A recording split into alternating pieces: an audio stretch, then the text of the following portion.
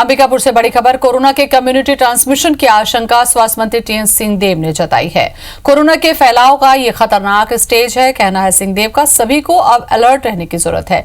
Corona किससे फैला ये पता लगाना भी मुश्किल हो जाएगा। सोशल डिस्टेंसिंग का पालन नहीं होने पर स्थिति भयावह हो सकती है।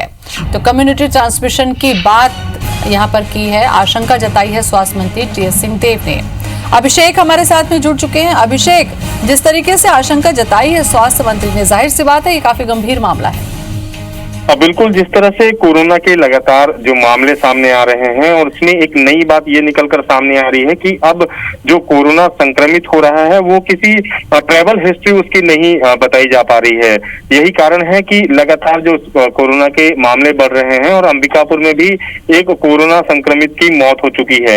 इस पूरे मामले को कहीं ना कहीं स्वास्थ्य मंत्री ने गंभीरता से लिया है और ये आशंका जताई है कि जिस तरह से एक शिथिलता सी आ गई है आम लोगों में, उनमें कोरोना का डर जो है वो खत्म हो गया है, सचेत नहीं रह रहे हैं लोग। और जिस तरह से भीड़ निकलकर सामने आ रही है उसको देखते हुए मंत्री टीएस सिंहदेव ने ये आशंका जाहिर की है कि अगर ये कम्युनिटी ट्रांसमिशन की तरफ अगर हम बढ़ गए तो ये भयावह स्थिति पैदा हो सकती है। हालांकि उन्होंने कहा कि छत्तीसगढ़ में अभी ये स्थिति नहीं है, लेकिन उन्होंने प्रशासन के साथ साथ आम लोगों को। स्वास्थ्य मंत्री ने ये आशंका जताई है, भयावह स्थिति की बात भी उन्होंने कही है काफी जिम्मेदारी से। लेकिन अब इस मामले में सवाल ये उठता है कि प्रशासन की तरफ से इस भयावह स्थिति के लिए क्या कुछ अलर्ट जारी किया गया या कोई कदम उठाया गया?